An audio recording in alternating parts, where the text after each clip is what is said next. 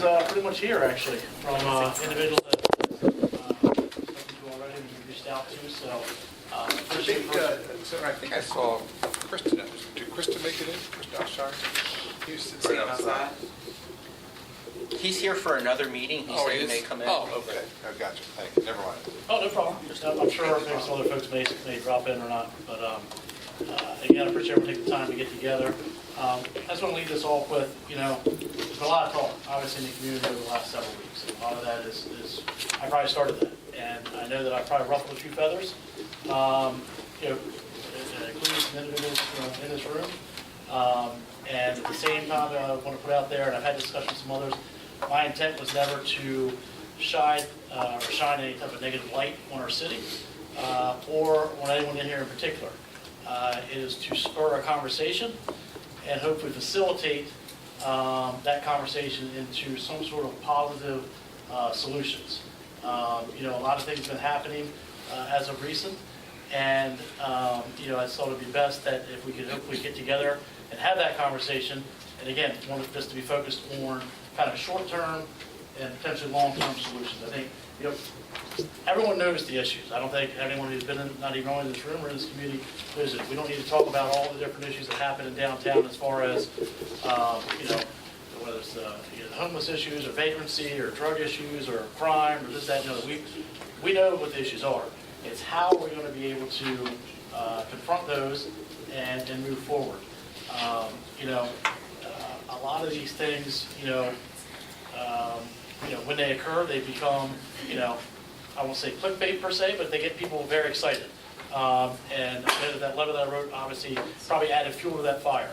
But again, I reiterate, the reason that behind that was to help spur a conversation. And I know I'm not wrong on that, so I don't apologize for writing the letter because I know that the community is feeling this way.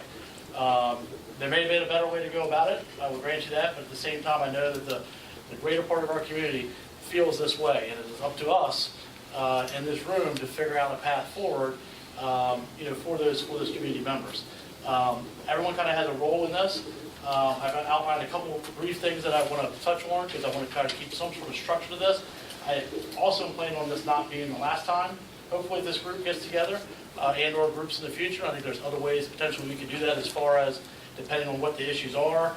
I think obviously we need to bring the nonprofit community in. There's probably more conversations with the faith-based community and things of that nature. But the immediate thing I think is what everyone sees in front of their face has a lot to do with public safety and the challenges that are associated with that. So before we kind of get into that specific part of it, I wanted to hear from, or let the group hear from, I guess, Paul and Kurt just briefly as far as the business view. Again, we don't need a long list of horror stories of what's happened, this, that, and the other. We know there's challenges depending on where your business is located in the city. But I guess trying to identify what the needs are so that we can kind of combat that with, all right, we know we need this. What do we need as far as from a staffing standpoint, from a public safety standpoint to deliver that need? So I guess from real quick, I guess Paul and Kurt, if you want to Go ahead, Jim. dive in real quick as far as what you're hearing from the business community, what that need may be, and then we can kind of go in towards more of the public safety portion of it with the city police and the county and the state. Well, again, just to be quick, thanks for everyone here, and just I'll put out what I can as directly as I can. But from the business community perspective in GHC, we've looked a long time at trying to have a vibrant downtown core, and that's a big part of our economic development needs, et cetera.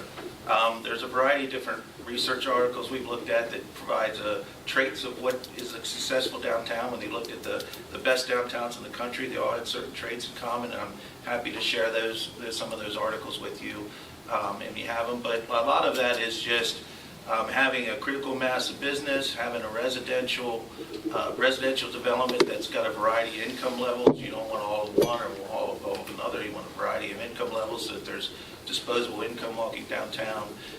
Talks about having evening traffic, trying to have a place that's open, 18 hours a day, 7 days a week, that's vibrant. And when you kind of look at our community, or at least when we kind of take a look back at our community, the positive news is our community could check a lot of these boxes off that are listed as traits in a positive way. Some of the areas we're weak in is we got to, improve our diversity in the residential development. We got to improve some of the amount of business we have. 30-year businesses should be open at night, and we aren't there yet, but we're working in that direction. And then, what are some of the cornerstones and things that makes it happen? And, when this topic comes up a lot, but I mean, it's always about having that safe environment where business people can open their business, work, where the customers feel comfortable coming downtown, and, just trying to, create that type of lifestyle. Also, just the cleanliness of the areas. If we've got certain areas we're trying to target for investment, then we, need to try to invest in those areas to make those areas look sharp. Nice lighting, street lighting, things like that. Some of those things we've done, things with like the murals, that's all great initiatives. Just another good example, we spent the $90 million in the new stadium. You have this perception that downtown's unsafe, and I know as somebody that's worked here for 25 years, I don't feel that way, but at the same time, there are certainly things that happen that if you're not used to coming downtown, it can make you nervous. But what we saw there with the police and Chief Kiefer's work, when the city police came in there, they had a big presence that they showed. They had the drones flying, and we heard a lot of positive feedback about, wow, the police really are being active down here. And I thought that was a good positive example of what that enhanced presence can do to help slowly change some of the mindsets in the way. So, we're here to be part of the solution, but just basically, what can we do from a capital side to help improve the overall way that downtown looks, the areas we're trying to attract investment. It doesn't mean that area is worth any more or less than other parts of the neighborhood, but, where we're trying to bring people downtown, we need to make sure that we have the right kind of environment. Anything we can do to help, we're here for. And I guess that's it. And not to be repetitive, I'll agree with a lot of what Jim said from Greater Hagerstown and our perspective.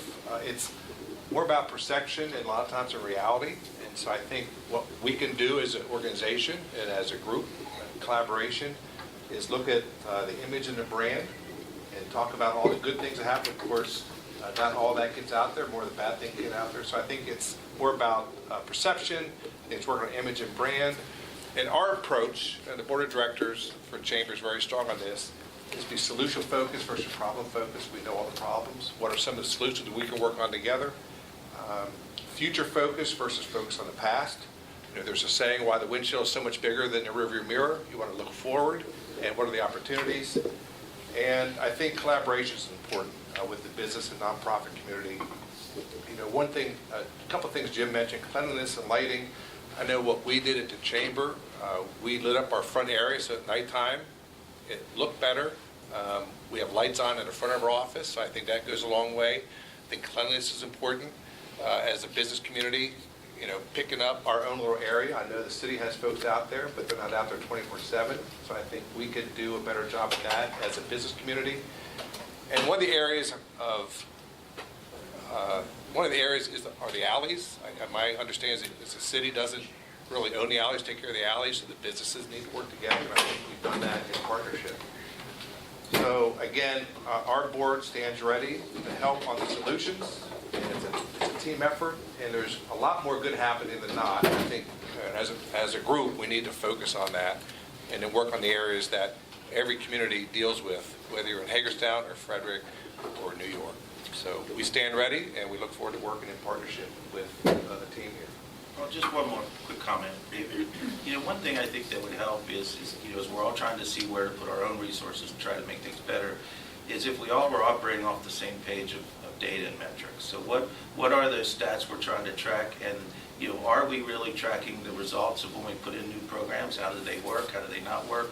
But if we all kind of had that same set of metrics and goals that we're trying to go after, then as we make our own decisions within our own organizations, we can kind of weigh those against that set of goals or this set of statistics and say, are they going to help or hurt? And if we just kind of all knew which one, and you see a lot of stuff flying around from the different groups and organizations, and I don't know, what are the ones that we all want to say, okay, these are ones that we have faith in, these are the metrics we want to start tracking. And then as we put our policies and our own resources to what priorities we want to work on, how does that fit into that framework? One more piece, since Jim brought this up. we need to be advocates. I say this, a lot of chamber events, we need to be advocates for Washington County and Hagerstown. I have a friend who lives in Frederick, and she came to a ball game. It was parked at such a lot. He said, I'm gonna leave early because I gotta get to my car. And I said, stop, Mary, it's fine. Number one, you're safe, and there's police presence out here. So I think we need to be advocates when we hear something or see something that may not be accurate. We need to stand up for our city and our community. And so again, sometimes it takes a little bit of guts, but I think that's what we need to do as well. So with that, I yield. So, well, I appreciate that, and I think a couple of key things that came out of both of those points were really three things. You talked about safe environment, you talked about cleanliness, you talked about perception. And to your last point about advocate, I think perception is, what it is, so to speak. I mean, the perception is, in this community, unfortunately, people don't feel safe in the community. Not everybody, but that is the perception. And so we need to figure out a way, whether it's the brand and marketing, the advocate, all those different things all play into it. But we got to figure out a way to, if it is just perception, and the chief, we've gone over crime statistics in the past and things of that nature, and they've been pretty steady over the years. They go up and down, and you have a couple blips here and there. But if the overall perception is, I'm not going downtown because of X, Y, and Z, we got to figure out a way to become more positive about that, and hopefully, take that perception away. And so, to me, part of that goes into that when we talk about that safe environment. Okay, and so I'll kind of steer this over towards Chief Kuiper and let him kind of introduce a few things as we've talked about before. We talk about staffing, some of the challenges that you're experiencing, and how that has kind of affected, positively or negatively, just it is whatever the challenges the department has had in regards to their staffing to be able to have a more highly visible, police force, so to speak. Okay, well, no secret to anybody in this room that we've been struggling for about 5 years now. So, when George Floyd and COVID hit, there was a massive problem. Legislation changed. Policing became a targeted sport against everyone against us, not everyone, but people against us, that caused several people to retire and get out of law enforcement altogether, so they didn't have to face that. What I will say is that those challenges are such that we're getting numbers coming in. I'll give you a number from just last year. We had 356 people put in that they wanted to apply for the police department. Actually put into our system that they wanted to come test. Not everybody did. Not everybody showed up. But we hired 19 people of those 300 and some people. I think if you talk to my counterparts over here, those numbers are probably about the same for them in terms of the percentage of you're getting. People can't get through the process. It's not like hiring someone to go out and no harm intended here to anybody else, but go out and dig a ditch somewhere. It's just not. So, and we're competing with all the other police agencies for that very small pool of people that are capable to be eligible to be police officers. So that number is really small. So when you're looking at, I need people, MSP just canceled their academy, I heard, because they only had 4 people in it, and then I heard there was cancellation for that. Is that correct? No? We had 22 in the class. Right, but numbers are down from what you usually have. So those are those things. The last academy, you guys didn't have very many in. This academy you do. We had 2, this academy we have 9. Yeah, last academy we had 8, this academy we have 2. So those numbers ebb and flow based upon just who comes through your door and who can get through the process. So currently I have 81 officers that I have hired. They're either in the academy, they're in field training, so I have 71 actionable operational members right now. Some are out on maternity, some are out on medical. So I got 71 officers. I have 30 officers in patrol right now. So those numbers aren't going to grow anytime fast for me. We can't chart out all of our progresses to look forward. So even if I don't lose a single person between now to get to 91, which is my current authorized strength, it'll take me 2 years. Why is that 2 years? If I hire someone today, the next academy doesn't start until January. That academy lasts 6 months, and they have 4 months of field training. Those numbers progress out. So unless I can steal from these guys to get people that are already certified, I'm 2 years out from getting to 91. by going the traditional route, hiring someone in and putting them through an academy. We've offered signing bonuses of $20,000 for lateral, people within the state of Maryland to come work for us. We've offered $10,000 for people that are considered certifiable from outside of Maryland, so typically Pennsylvania is the main source. And we've picked up a handful over the last couple of years. Reasons why? Don't want to move too far away where we're sending them out. We're at IUP up in Pennsylvania. Every single police academy that they hold up there, they are self-sponsored. We've had people come down, ride with us. We've had people get in our background process, and then at the last minute they choose not to. Their families are up there, so they don't want to move this far away, be away from their families. We have hired people to get into the academy months ahead of the academy even starting. Why? Because they've applied to multiple agencies at the same time. And if I wait too close to the academy to hire you, you've already chosen to go somewhere else. And in that process, just last year alone, we had 4 people that we had hired to go into the academy, because I was supposed to have 12 in the academy last year. 4 quit before the academy started, 2 weeks before the academy started. Decided that wasn't for them, they didn't want to do it. So the challenges are, we have a society that, and I think talking to other people in here in businesses are suffering the same consequences. People don't want to work like they did before. The work ethic has changed. But getting into law enforcement is extremely hard. That pool of people has really canceled itself out in large part in the last 4 or 5 years. It's starting to come back. We're starting to see, better numbers of people coming in and testing, but to look at 300 some people last year and hire 19, I mean, that's just where we are. So we try to stay competitive. We have a collective bargaining agreement that we have to abide by. It's a 3-year contract. That contract comes up in July. It ends in July. So the union will be negotiating a new contract for new pay and benefits and whatever else they want. But we're kind of locked into that as an agency and as a city. So those are the challenges that we have. So we're competing with other agencies with bigger budgets. We'll go above the sheriff's department. Next year we might get above them, and then when they negotiate, they'll get above us. And it's just a leapfrogging effect that's happening. We are not far.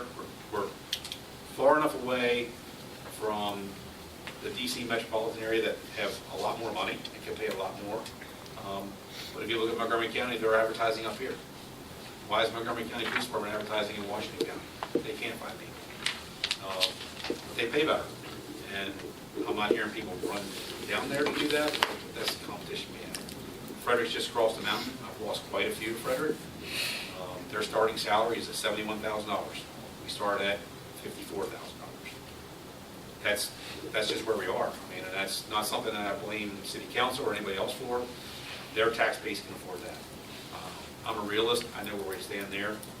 I've done as much as I can do within my budget over the last couple of years to take money that was generated for staffing.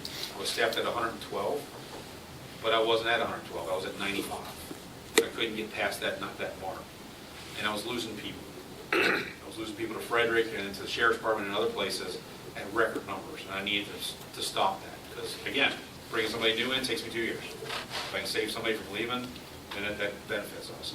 We repurposed salary savings by taking that budgeted money, that 112, knocked it back to 104 at that time, to put money in the pockets of the guys that were here working every day so that they would not want to leave for better money and for those other reasons. And those efforts, along with contractual changes that we have with the last contract, some of these guys got 25% pay raises. I mean, a lot of money for them. So it really stopped that flow of people leaving for all those other reasons. Now I'm losing people for what I told you. They get in here in the academy and they quit before the academy starts. They quit, they can't make it through the academy. There are other reasons why the staffing level is where it's at. We get our hopes up, we have 12 people going into the academy and they walk out, and I walk out with 7. And then as soon as they walk out, one of them quits a month after he's in field training. So I'm left with 6. So those are the kind of numbers that frustrates us, but not because of a lack of trying and not because of a lack of effort that we have. It's just what happens. So that's my staffing. So within that, I mean, it sounds like long-term, the 2-year thing you kind of put out there, that's a long-term issue and challenge to try to get to. In between that, you have a union negotiation you talked about being competitive, trying to be competitive surrounding areas. So I think that's a long-term conversation, probably a long-term solution, with not just the department, but within the mayor and council and administration of how you guys are going to, kind of attack that over that next negotiation of what that competitive pay may or may not look like based on other jurisdictions. I'd be curious at some point, and I don't expect you guys to have that number now, but as you're getting into that dilemma, or into this conversation of where you rank, per se, with other agencies in, 30 to 45 mile radius, and what would it take, what would the impact be on the city's budget if you raised that amount of understanding? It wouldn't just be the starting salary, because you got everybody else on board also, which the whole wage pressure, you have to raise them also. But what does that number look like? Are we talking, is it $1 million, is it $10 million, what is that? And what does that impact, and is it sustainable to the city budget or not, or, so, again, that's something for, obviously, the mayor and council to tackle at the appropriate time, and that's more probably the long-term thing. In the short term, though, as we're talking about, you mentioned 30 patrol officers, right? You mentioned you're down to 71 members, you had 95, that's 25% of your department is left.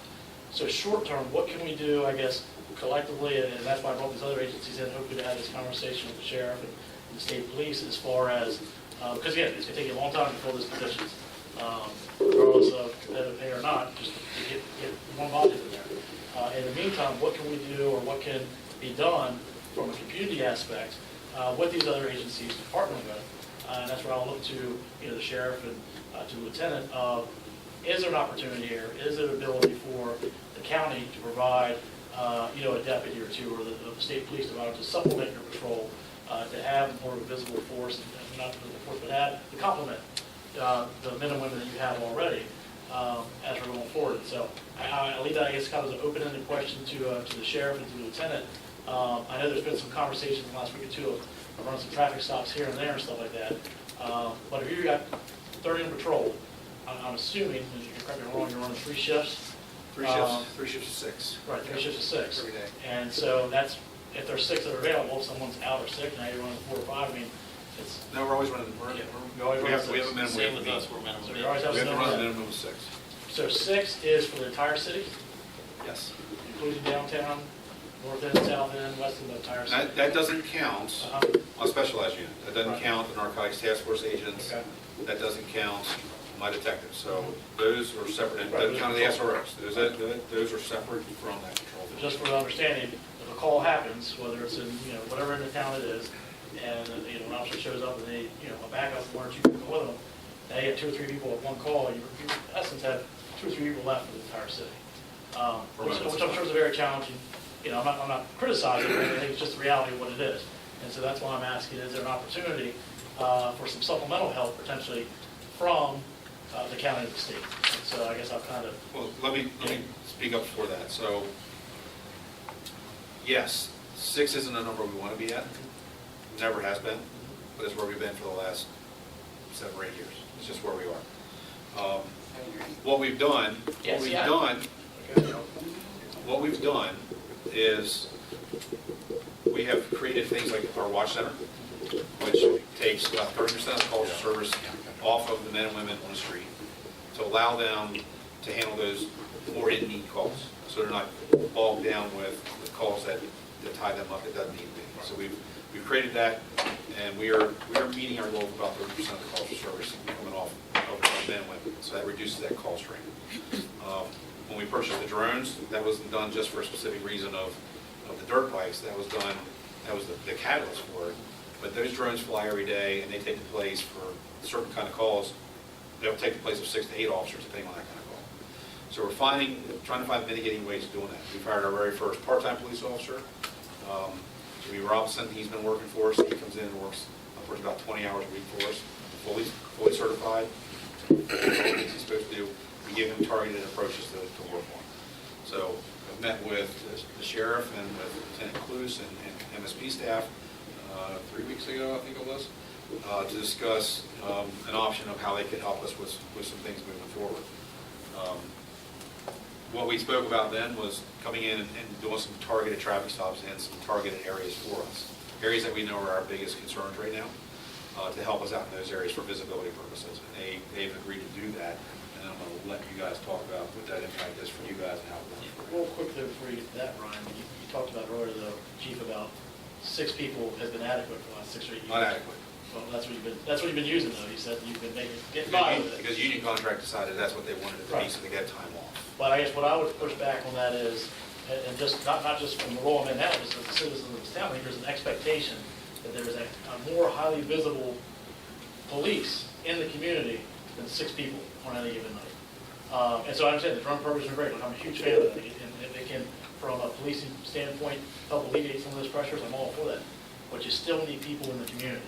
You still need people. I'm not denying that. May I please, because we're talking about perception, and so if I could just really quickly, when you say community in the greater part of community, what do you mean by that? And another thing I'm going to ask too is that whenever you talk about the community and the perception of downtown and the perception of police, I would like to know, like, who are you talking to? Because outside of being the mayor, as a conflict resolution person, I've worked very closely with the police department for many years. And I have to tell everyone in this room, HPD went from not being able to come on Jonathan Street and get one person to talk to them, to where community is now offering water. So when we talk about 5 years ago and the things that have happened, there's been a lot of work done to build up relationships in community. Another thing that happens often is that we come together whenever things happen in crisis. There's communities that are experiencing a lot of violence and a lot of death. And when I talk to those folks, what I hear is not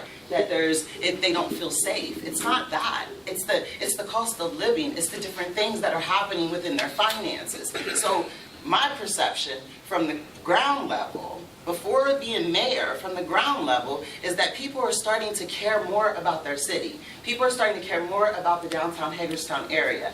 Another thing, people are coming downtown more. It's very difficult to convince folks that they can come downtown and support businesses when you have a social media perception that we are unsafe, that we don't get along, that this is what, that's a different type of perception. So I want to throw that perception into the middle of this room, because it's very hard to get diverse leadership. Look around the room. Diversely, it's Councilwoman Burnett and myself. It's very hard, and I'm sorry, and Earl, but it's very hard to convince people, which is my job as the mayor, is to convince people that this is a place where all leadership is accepted, all voices are heard. It's very hard to do that if they can Google Hagerstown and look up all of the things and see leadership bashing the community leaders that are here, when every single day someone is calling one of the officers in community, it didn't happen before, and saying, this is what's happening on my block. And so I want to make sure that that's an understanding in this room as well. Thank you, No, sir. I appreciate that, and I'm sure there have been great strides that have been made in the last couple of years. I guess what I would say to that is, regardless of what we're talking about in this room right now, or we're talking about any business or any personal relationship, whatever, we can always be striving to do better. So I'm not saying that. I'm not taking it away that we're not, but I just think, that you didn't reflect that back from the business community whenever they said the great things. And that I just feel like there's a pounce on how could you make this look as if we haven't been making strides. That's how I feel. Counterpoint, we've lost 25% of our police department. And he So just how- explained why. Oh, no, I get that. All right, I don't want this to turn into me and you, so I'm going to fall back. I just wanted to say that. Back Thank you. to finding solutions is how do we find a potential short-term solution towards that long-term problem of your staffing? And I think, go ahead. Can I ask a question? Just a clarifying question, only because I was in a different meeting with you a couple of weeks ago. And I'd be curious from all law enforcement, because you're all getting calls that are not law enforcement calls, right? That then when you do have 6 officers or 8 officers, or what do you guys have, like 4 across the highway or something throughout the day, right? So there's 4 for the whole I-70 versus 6 for the core of the city of Hagerstown. But when you're getting called for things that aren't necessarily law enforcement related, and it was a pretty Astronomical. there you go, thank you. It's late in the day. Amount of time that your officers were spending responding to things that really don't need you. So when you're talking about short-term needs and probably even long-term solutions, well, yes, more officers is going to be great. We don't need them to get called for things that they're not needed to. So what additional support beyond more officers do you need from the community to create, like, I was just in Winchester last week, right?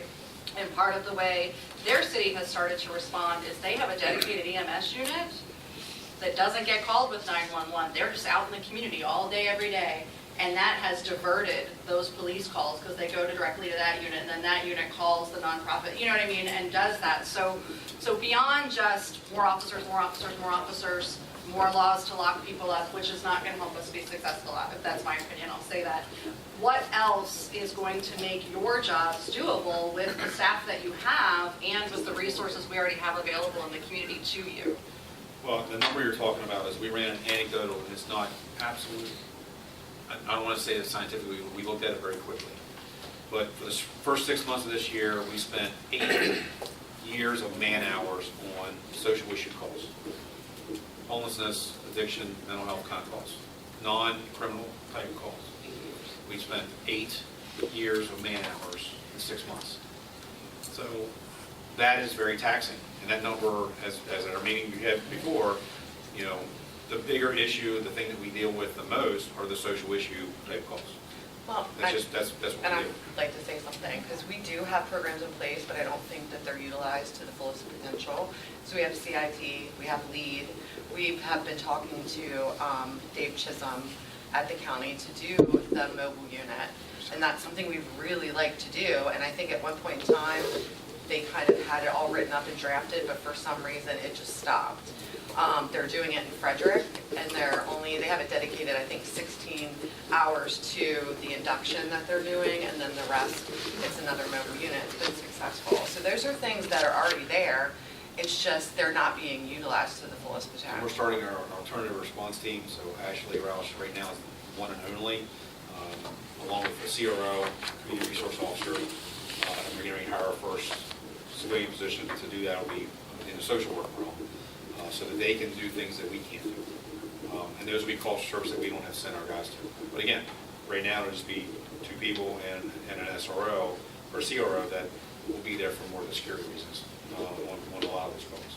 So that's something we're trying to do. Yeah, I'm just asking because I think it's important to recognize that we're not going to law enforcement our way out.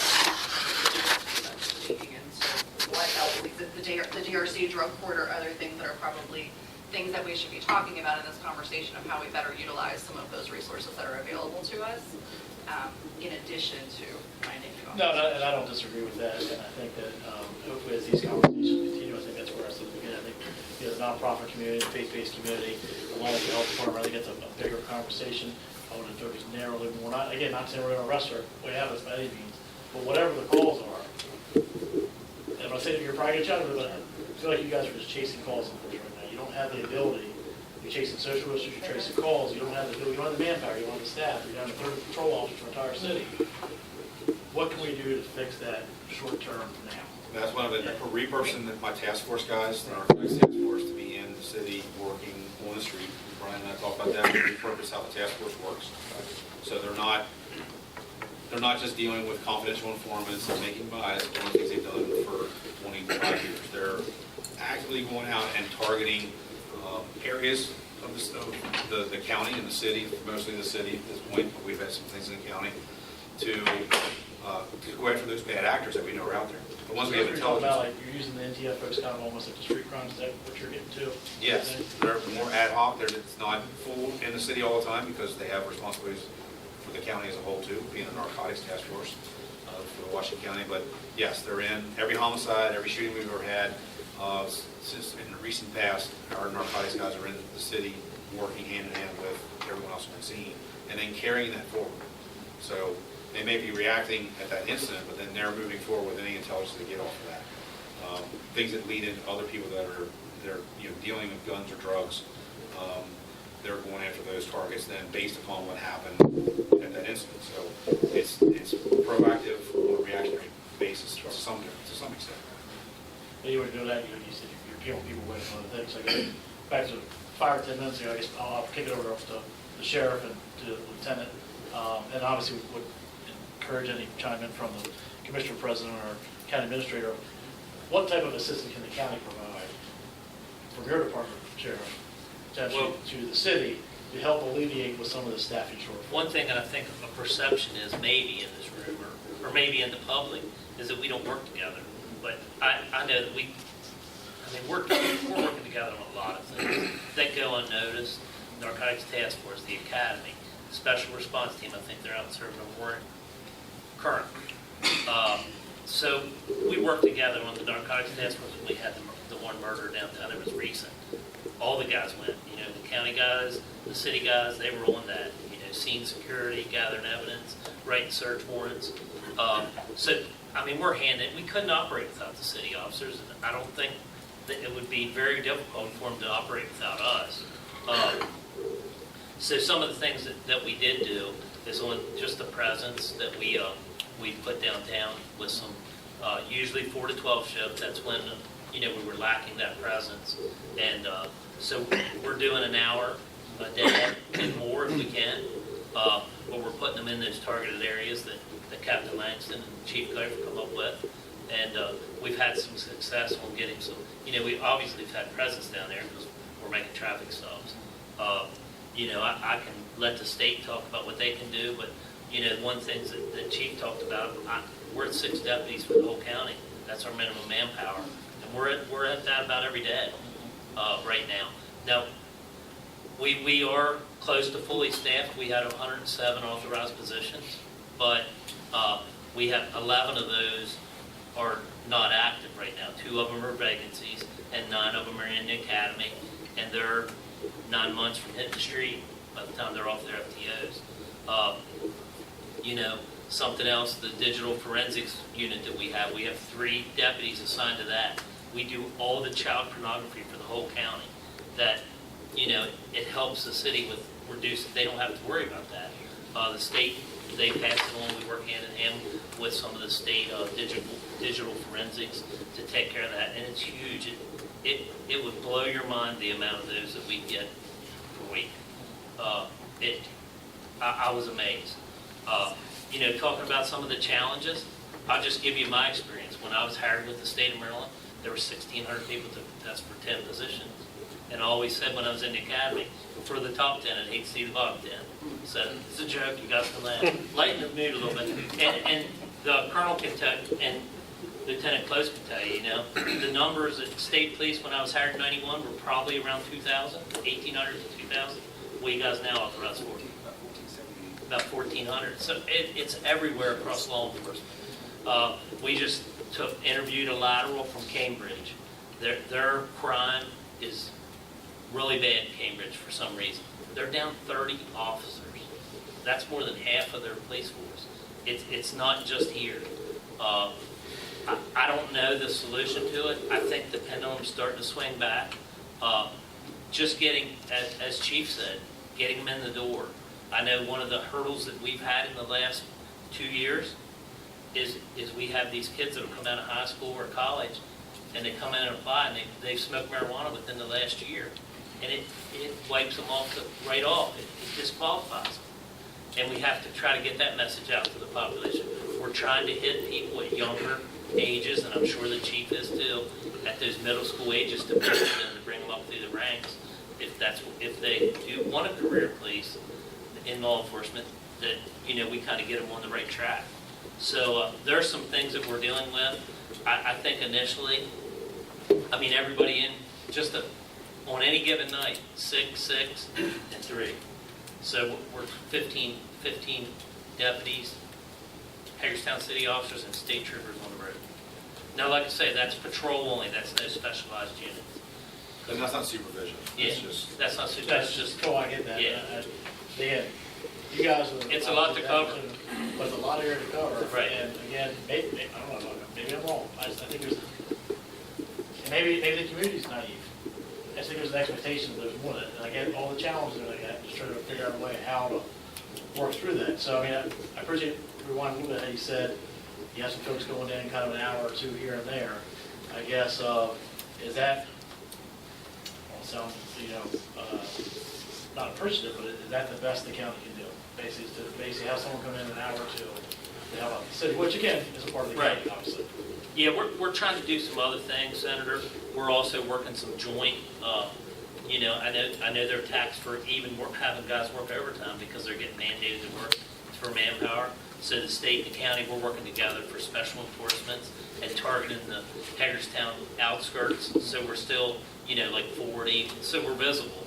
And we can help if someone gets in trouble. That's the biggest thing. We want to make sure, everybody here will tell you, we want our people to go home every night. Sure, I understand. And that's the first and foremost, is community and police safety. And that's what we strive for. So we will look at it and see if we can, if there's anything we can push anymore. The biggest thing that we have is there's so many opportunities for overtime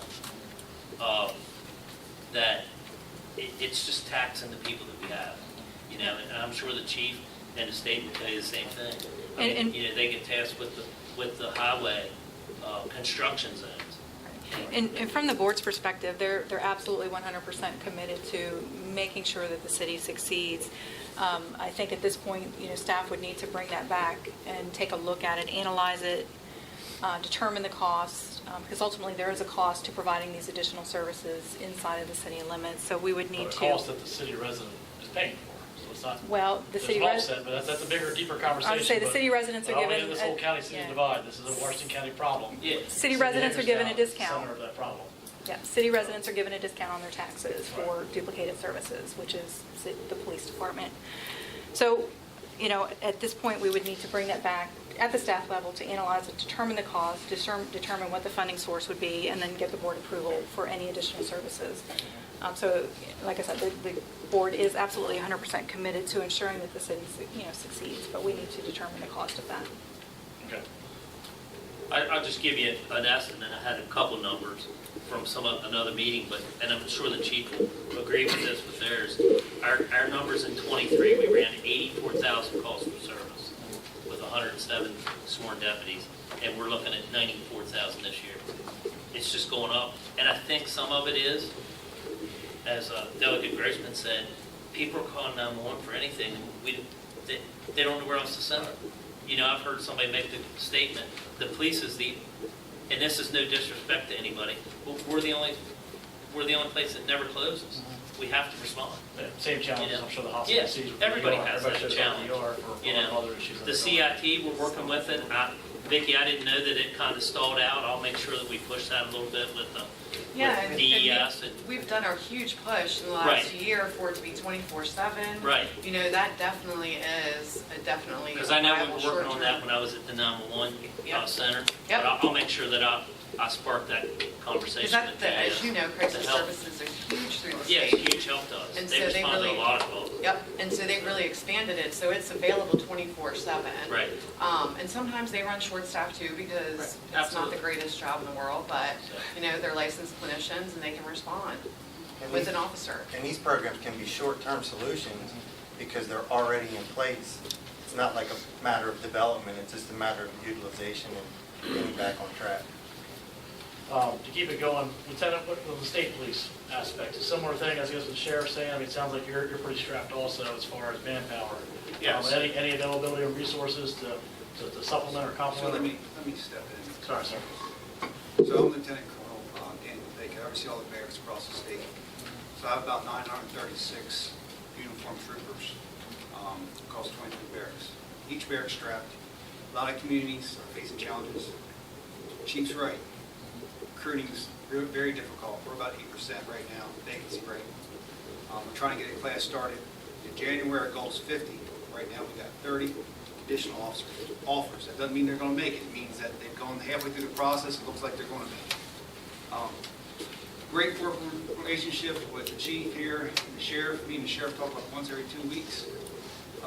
Beginning of the year, the sheriff reached out to me and asked if I could do more for Washington County. I said, absolutely. What do you need? Since then, I signed investigators, our strategic operations group to assist the chief. They're at his disposal, pretty much. Our Are you arrest, utilizing those, chief, the Oh, yeah, services? SOG's in the city all the time, absolutely. we've assigned a trooper to the DA task force.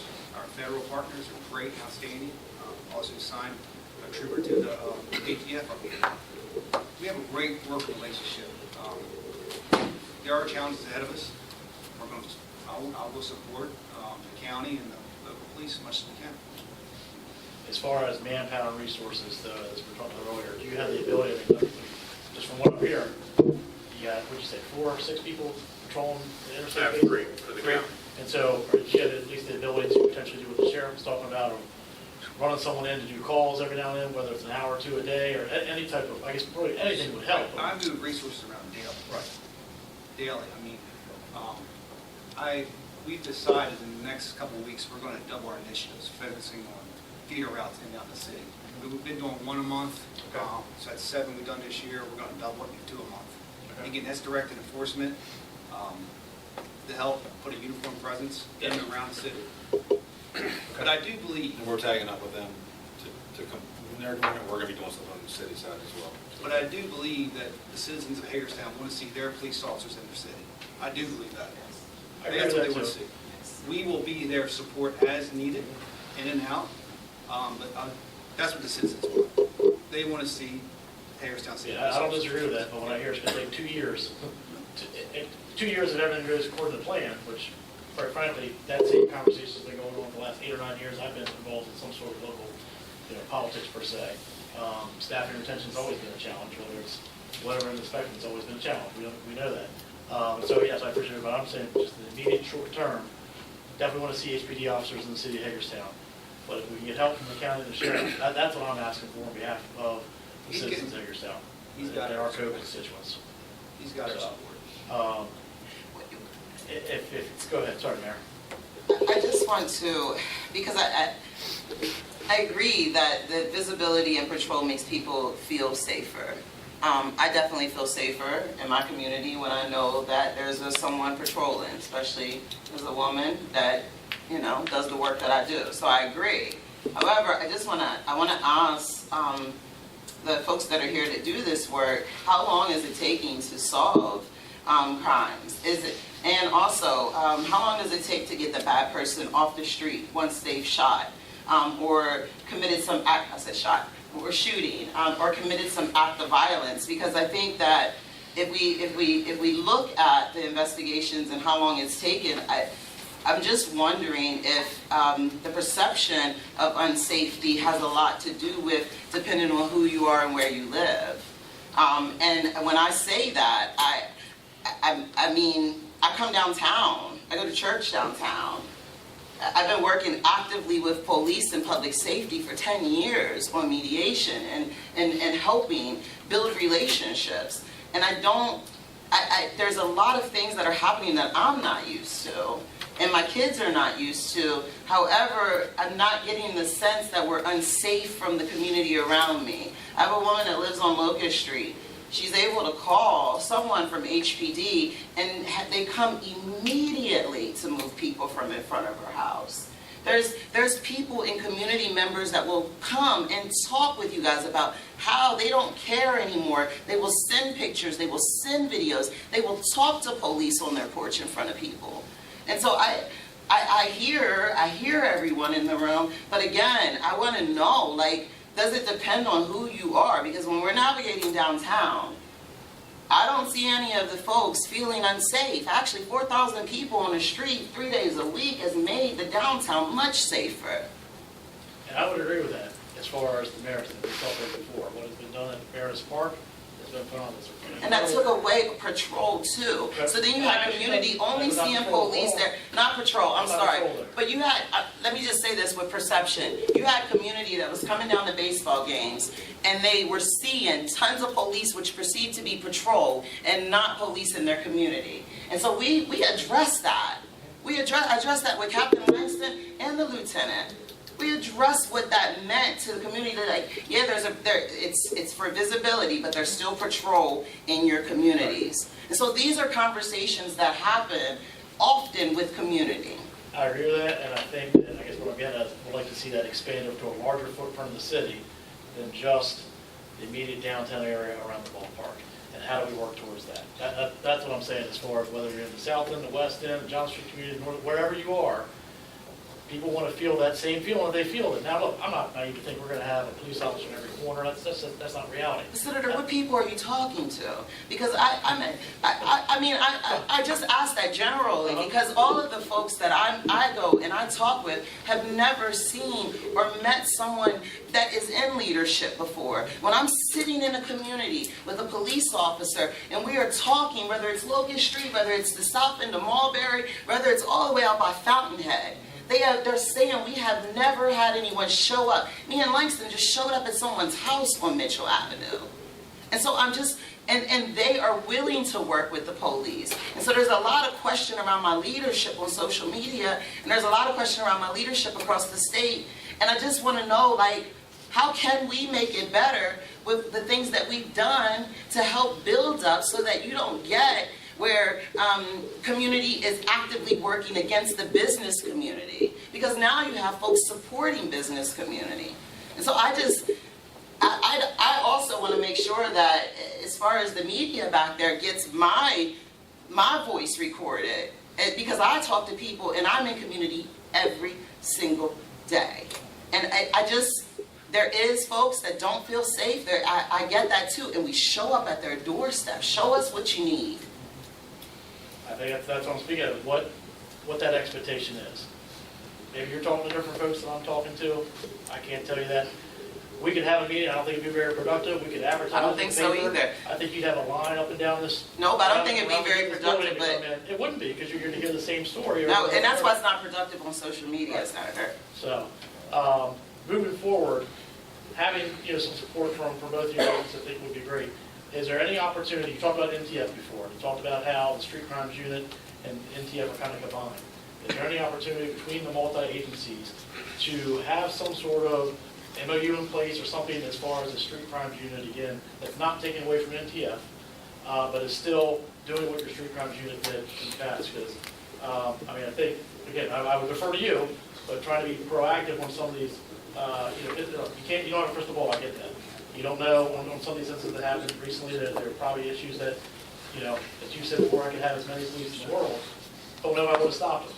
I wasn't going to stop any of those reasons. I would counter that, but so would there have been an opportunity that whatever that individual, whoever that individual could have been met previously in some other way? I don't know. Yeah, I You know what I'm completely agree with saying? you on that, Right. but I'm going to counter you to say that we do that already. Yeah. So you can say we could have stopped these other people from doing that, we could have been doing something else before this happened, but we're already doing it with other people. So the amount of crime we do prevent isn't being taken into account, because how do you measure that? I'll give you How do an you measure example. how much crime you prevent? No, I get when- that. Because you lock up That's all somebody's- that's theoretical, bad. and that's very tough to gauge, I get I that. mean, I'll give you an example. We got a guy night before last in an apartment complex here in Hagerstown that had a stolen gun from a burglary of a gun shop in Berkeley County.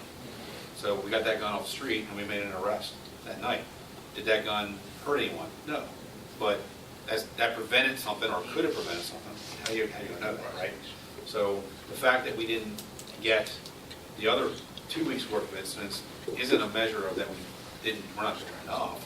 There's always a part of the population that's going to commit crime. Right. Always. No, I get that. And that's why that number we talked about earlier being low, we're at that low level of crime rate that we've been at for a long time. The nation's been at a low level of crime rate. You guys, crime rate's got to be equally as low as not, from the 1980s and 1990s where the crime rate was really high. So the fact that we're maintaining that low level is because there's a part of the population that commits crimes. But again, understanding the challenges that happen in the city, and understanding the staffing constraints and issues. Is there an opportunity or appetite to have a multi-agency street crimes unit with an MOU, similar to your NTF, to help your department? That's my question. Senator, this is just me talking, it would take away from something else that we're doing. But that's what I'm saying, we're taking away from NTF to try to do street crimes, we're not doing street crimes, we're already taking away. Actually, we're not taking away from NTF. I'll give you an example on the NTF. One of the cases they worked recently with, it was probably maybe a year ago, that we were up on a wire with the DEA, and they were working out of Baltimore. Baltimore was we know it's a huge drug corridor coming out here. I mean, we were coordinating, we were stopping vehicles before they ever got to Hagerstown, taking fentanyl, cocaine, you name it, we were taking it, guns, we were getting those before they ever got here. We didn't publicize that a lot. Maybe we should have. This group, I feel comfortable telling you. I mean, we stopped a lot of things from happening in Washington County and Hagerstown because of that. But if we focus toward something else, I'm afraid we'll take away from some of those long-term and the investigations that we need to be doing to stop that type of things from getting to our communities. And the blending of what we did with NTF and also doing the street crime stuff, which is my street crime guys went out there and became the agents, is that we can have that blend now. So when we have something going on, when we have actionable intelligence in the city that says this is going on as directed towards violence, and I'm being very clear when I did this with, Brian knows this, when we re-upped the MOU with NTF, violence had to take precedence over drugs. But drugs is always going to be linked into that violence anyway, for the most part. I'm not saying all the time, but a large part. So when we have actionable intelligence on violence, then those guys come in and they work that to its concluded, and then they go back and they do the drug work. And it's still available to help with anything in the county with a big case. We can still roll in and do that. It just means overtime for those guys to do those things. So we've found ways to navigate that shortfall by making us more efficient in areas with the people that we have. So basically, short answer is no.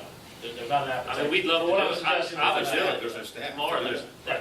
I don't have anybody to do it with. There's no staff. I mean, We'd have to take from something else. I've got 30 officers in patrol, and I got my NTF agents, I got CID, and I got SROs. So I have no place to pull from, put together my team, partner with them, So somebody's got to. Well, no, I mean, that would be the thing. I mean, if you want the team, one or two from you, one or two from you, one or two from you, you get the idea. I mean, I'm not telling you how to do it. So, all right. One thing real quick, and then I'm going to kind of get Dave Devine involved in this. We're talking about public safety because the school's coming back here. But Sheriff, you just said something about publicizing and stuff like that. And I know that's always a balance act as far as, what the public is aware of, transparency, and things like that. I'm fairly sure I know this answer, but does the city and or the county, or both, or one or the other, or do you have a dashboard that shows statistics, things of that nature that the public can access readily? Like, I've seen different agencies across, not here locally, but there's some sort of dashboard that you can go online and say, all right, this is the amount of, robberies, homicides, whatever it may be, based on your number. I know you have them, you share them with different people in this room from time to time, who come into council and share those meetings from time to time. But is there a place that the, common citizen can go online and see, whether it's in the county, the city, or even the state? I don't know if the state has one or not, a dashboard that can see crime statistics. Does that exist? We don't have one on our site or anything. I mean, that's something we could look to do, but we don't have it that's readily, easily available. I think the city does the same. We put it out monthly via social media, say, hey, we've had this many calls for service. I think last month was Right. 8,400. different We break things down, over the past we had places 300 that- arrests and number of traffic citations, but we don't break it down into, the different crime Like, you'll categories. see a lot, like the health department does that. Right. You'll have different dashboards for different things. You Yeah. can go on whether it's opioids or whether it's back during COVID or whatever. You can see what's happened in any locality, in any city, and so I just didn't know as far as that information is accessible or not. We could look at something to that to be able to do. So moving on, because I know people's time is precious here. Last commissioner meeting, I know that there was a bunch of parents that were concerned, particularly with some of the public safety issues within our seamless road, our walkable schools.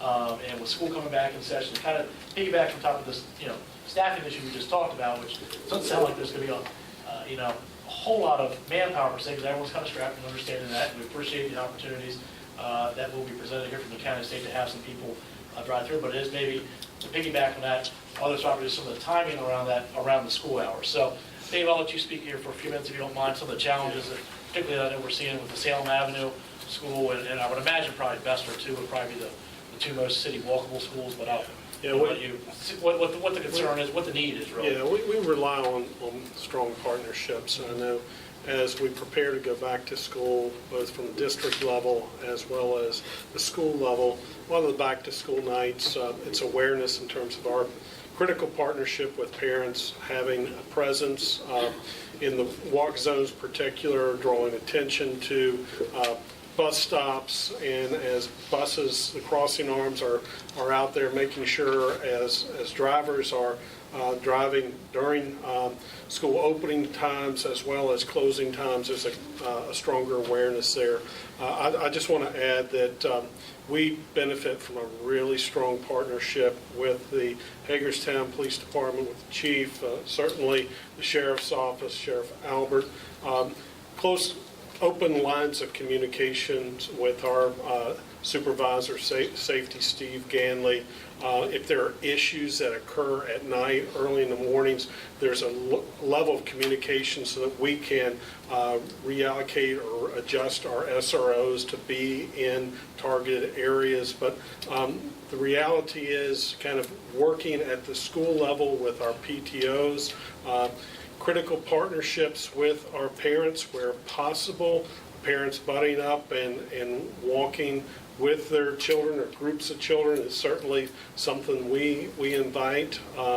Perhaps long-term, some of the things that I'm used to and would recommend is partnerships with, in some cases, the faith-based community, volunteers with nonprofits that may want to partner with schools, whether it's Bester or Salem, to increase the presence in those walk zones along with parents. I think those are all concepts that are very, very healthy and helpful. But for us, just the partnership and the open line of communication with law enforcement is really, really helpful. If we've had a significant challenge the night before and so forth, making sure that we have a good level of presence, both from law enforcement as well as our safety teams being out in those targeted zones. All right, so it sounds like you have a potential kind of an action plan already in place to reach out to some of the faith-based community and the nonprofit community to help with that kind of back-to-school plan.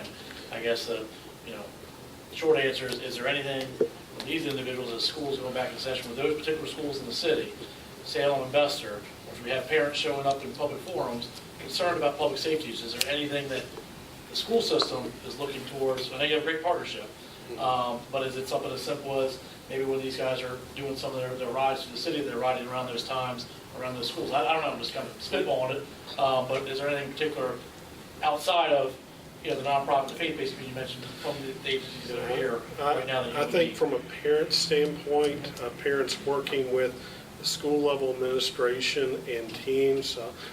I know from my experience as a school level administrator, parents want to be a part of the solution. In many cases, especially at the opening of the school, we invite those parents to work with the school PTOs to be a presence, and where possible, walking with the students. And certainly, if we have any targeted challenges the night before or the morning of, we will work with law enforcement and also make sure we reallocate our resource officers and also central office safety and security team members to those zones.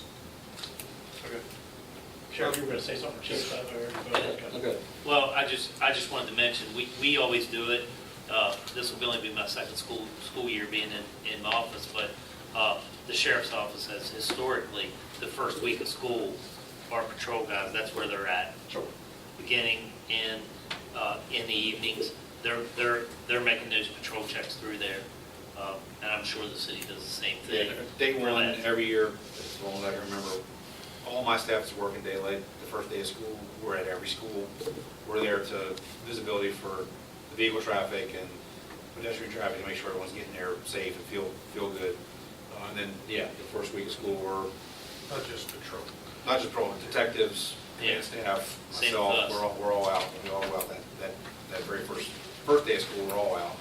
And Senator, then that is the extra patrols. Senator, just for clarity, when I referenced an opportunity, from my experiences, I know many nonprofit organizations and the faith-based community want to be a part of the solution, and they have volunteers. Now, obviously, they would need to go through our volunteer approval process, but if we have any organizations that want to adopt a school, whether it's Bester or Salem, to help out in the mornings during arrival time, in those walk zones, or in the afternoons at dismissal, we welcome that level of support, and I would imagine our PTOs and school administrators would support that as well.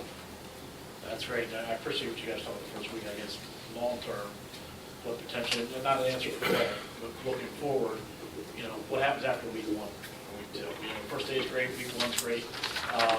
But, what happens in, October, November, when the parents start coming back into commissioner meetings again and school board meetings. And so just something to be thinking about, going forward. And so, all right, well, I appreciate that. I think the last thing I wanted to kind of touch base on here today was with harm reduction. And we've talked about this in the past. I know you guys had a meeting with council here just about a month ago. And first of all, Mayor, I'd like to commend you from that meeting. I watched that meeting, really voicing some of the concerns, I think, of the entire community.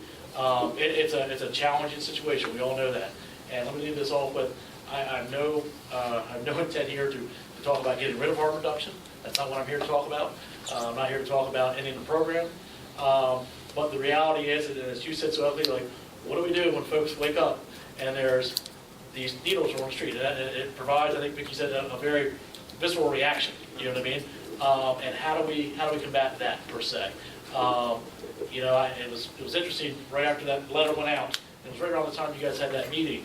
I got an email from a behavior specialist from Johns Hopkins. They even worked with you guys before, talking about the needle exchange program, and suggested as far as is it an actual exchange? But I don't think it is right now. It's just a give out. But I guess maybe I'll kick it over to you guys here for a second. I guess to kind of give the quick overview of maybe I asked you if you had some numbers. How many needles are going out? How many are coming in? That type of thing. How many you collected? How many calls you getting? That kind of stuff. So needles going out in 2023 were 21,570, and the ones that we collected, basically individuals bringing them back last year, were 11,388. And this year, 2024 so far, we've given out 16,960, and we've actually taken back 19,829. So, and to, there's been a lot of research with basically the one-for-one needle exchange as opposed to the way that we do it. It's my understanding, first and foremost, that the requirement of the state is, even if we wanted to, we couldn't do a one-on-one needle exchange. That the state doesn't, basically, So we in can't all do the other that. 24 localities, it's all just. It's all, right. There's no one-for-one model. No. Not in Maryland, no. Okay, I think that's No. important to have out there. Right. Yeah. So yeah, anyway, our long-term strategy, obviously, first and foremost, is to have less people using. The less people that you have using, especially individuals who inject drugs, the less chance you have for needles to be around. From a short-term perspective, because I think that's pretty much kind of like what we're talking about today, is that we have always educated the clients when they come in, but this go around we're being a little bit more stern with our education. First and foremost, spending a lot more time with individuals, again, not necessarily in a threatening manner, but the viability of the program rests on your shoulders. We need you to bring these back. We need you to dispose of them appropriately. Secondly, we are also looking at the potential of putting some of the kiosk or disposal boxes out. Right now, I don't know if it's public, but out there, yeah, okay. Goodwill has agreed to have one on their property in the downtown area. It's basically a trial pilot. I know Frederick does it. It's very successful in Frederick. A lot of other larger cities around, rural communities around the country are also utilizing that strategy. But the biggest one that we've embarked on, and I don't want to steal any of Peter's thunder or the mayor's thunder, but since our meeting, we've had several meetings and several discussions about partnership with the city. Simplistically speaking, establishing a hotline. We already go out, somebody calls and says there are needles behind 125 East Avenue. We'll go out and pick those up. We've always done that. We don't get a lot. Sure. Yeah. We don't get a lot of calls. Like a dozen or 13. Well, Right. we do, but the nice thing is, when you guys give us this advertisement, we get more calls. Yeah, yeah. Like, So- so that But I always guess, like, what I'm increases trying our to get to is services. how do we, and again, it's not a purple, we're never gonna rid this, I mean, it's just, the Right. reality is you're gonna see it. And it's Right. trying to minimize it impacting the greater citizenry of, before someone has to call. And I don't Right. know what that is as far as, is there any type of collaborative effort to be done between the health department, the city, the county, whoever? And we are. No, as far as actually physically picking them up. We are, Yeah, Like, that's what I was on gonna a talk daily about. basis, proactively, like, hey, people, this Absolutely. area is a hot area, Oh, Prospect Street, that I we're don't- going there every day. I don't know if you Okay. noticed, but like now, just so everybody knows, because again, perception, Sure. we are out every single day. I have someone out on the street and I've now posted the schedule. So on Mondays, Tuesdays, Wednesdays, and Fridays from 8 to 4, my whole overdose team is out. So they're always looking. We've increased, so myself and 4 other peers have gone out from 6 to 10 at night for the last Friday nights, and we'll continue to do that, to just do the cleanup and have the conversations and give out more materials. So we are averaging more than 40 hours a week in the community. At any given time, if you all came here today, we had a peer here today. I mean, Kyle was here when I got here. How long have you been doing that for, Vicki? That kind of enhanced? Oh my kind of gosh, practical- I mean, like, the Friday nights were added Yeah. since this. Right. But other than that, we've been doing it. Well, that's all I'm wondering, because it sounds like from your stats, but this year, it sounds like you kind of flipped it a little bit, where you're picking up and bringing a bit more in Right. than previous years. But back to the partnership with the city, it is, again, I don't want to get too deep into it, but the bottom line is, we are more visible on the hotline, call this number. In hindsight, we could have been educating a little bit more, the community. The number could have been a little bit more visible, lesson learned. So, hotline number more visible, educating the community more visible. Call comes in, and correct me if I'm wrong, it wasn't in the detail meeting, but in essence, a call comes in to the hotline, and then the Bridge of Life. Yes, The bridge change. Bridge Bridge to to change. change. Bridge to change, which is the origins under the city. Those individuals, which we obviously will train and work with, they will go out within, I don't know if we've established a time parameter or a time frame. No. We're still working those out, but they will go out and pick those up for safe disposal. Okay. And again, if you look at the research, I know that, we as a community aren't ready for this yet, but I would advocate for, in the long run, I would advocate for disposal boxes to be throughout the county. And another thing, and just only because we document it and some of the calls I've gone on, we were talking about lighting, and while downtown is lit up, it's the alleys. Sure. And like where we're collecting them, it's not like it's on open streets. Like it's, it's bound in the corner back behind the tree. So it's like places that are secluded. So like Tri-State Electric or Right. Plumbing on, right off They're on that Antietam, weird- that weird little thing, the lady worked back there, but there's no light at night, and I said, why don't you get a motion detector? And she said, the people beside her have one, and they're not having problems anymore. So think, just little things like that. Okay.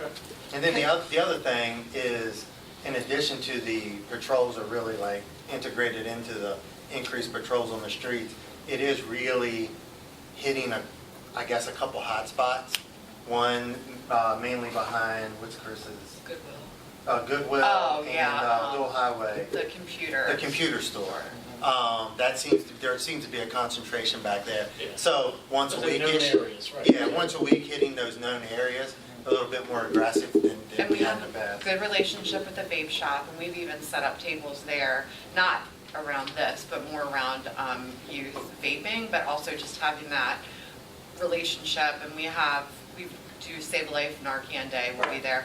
But also, there was something else you were going to say.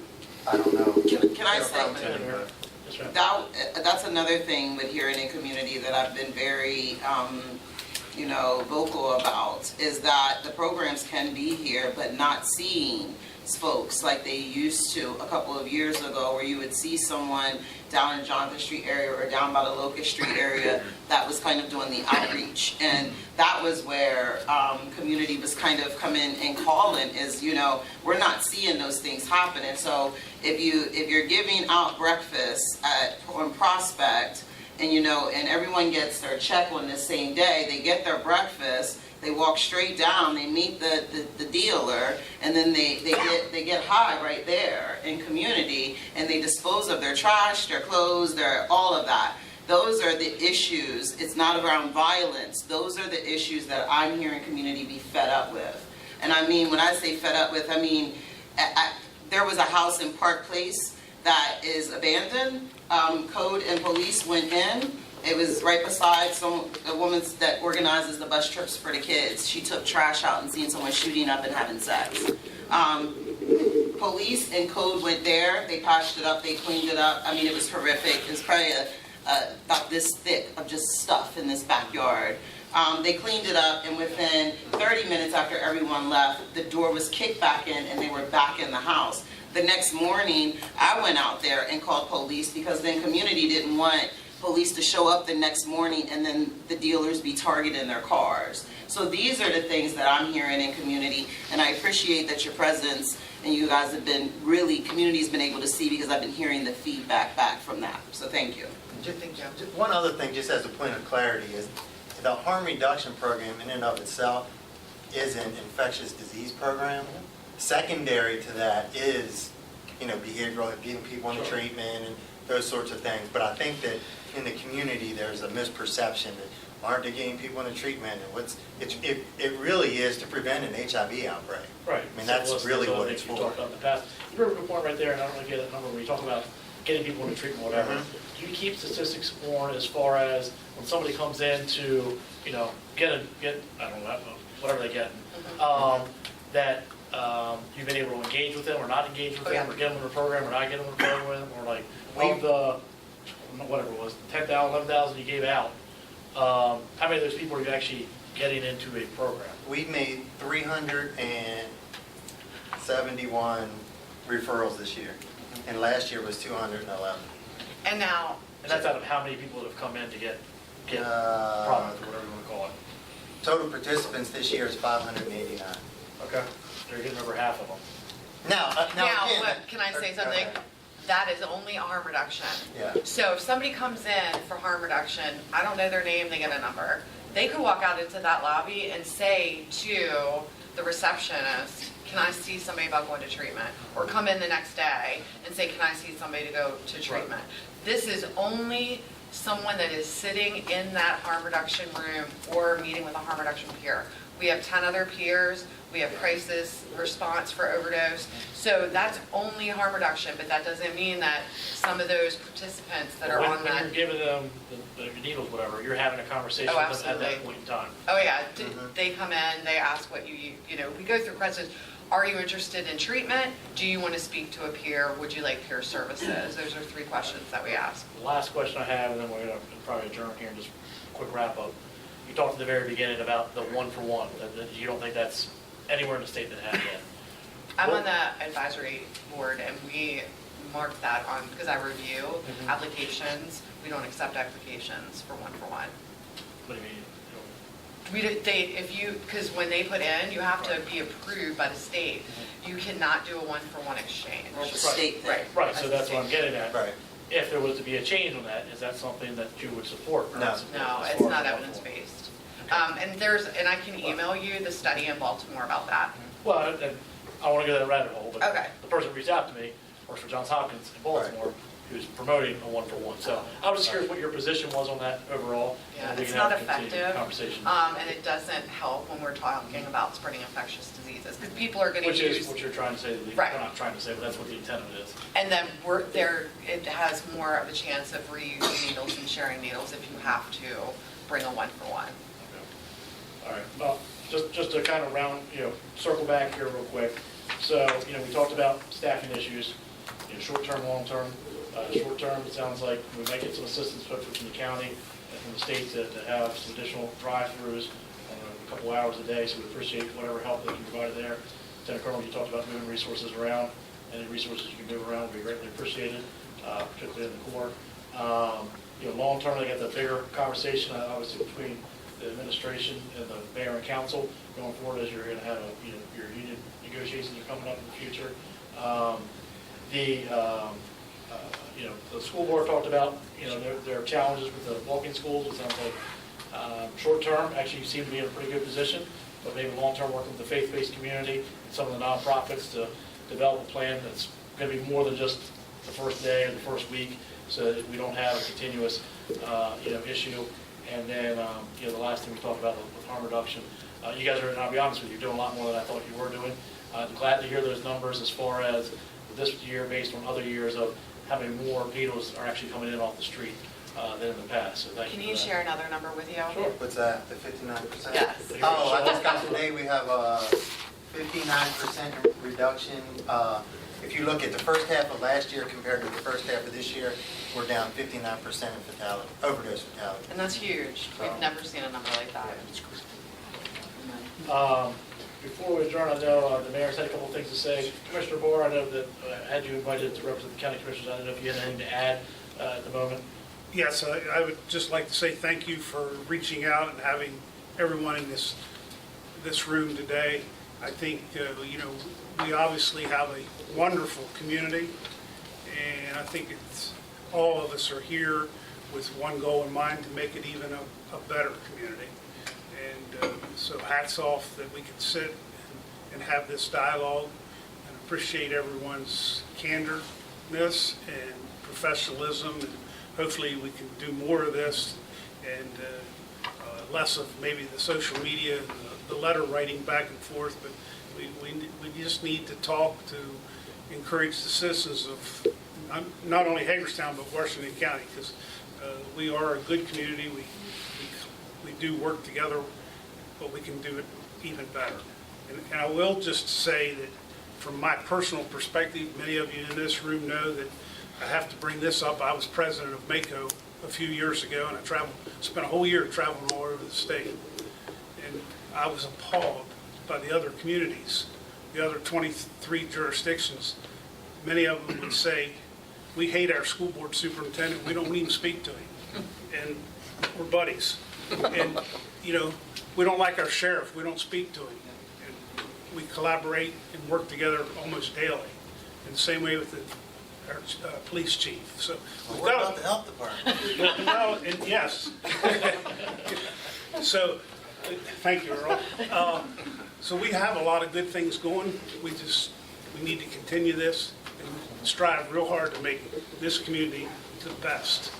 No, I appreciate that, Mr. President. And my intention here is to hopefully, I should say hopefully, but continue this conversation, not just with this group here, but I think there's other opportunities we talked about with the faith-based community, the nonprofits. We heard those multiple different conversations going forward, as far as some other groups and obviously concerns. So unless anybody else had anything to add, Cooper, Scott, you got anything? Michelle, I know we heard from you earlier. Did you get anything else? No, So, thank you. all right. Well, again, I appreciate everyone for making the time today, and I look forward to continuing to work with you here.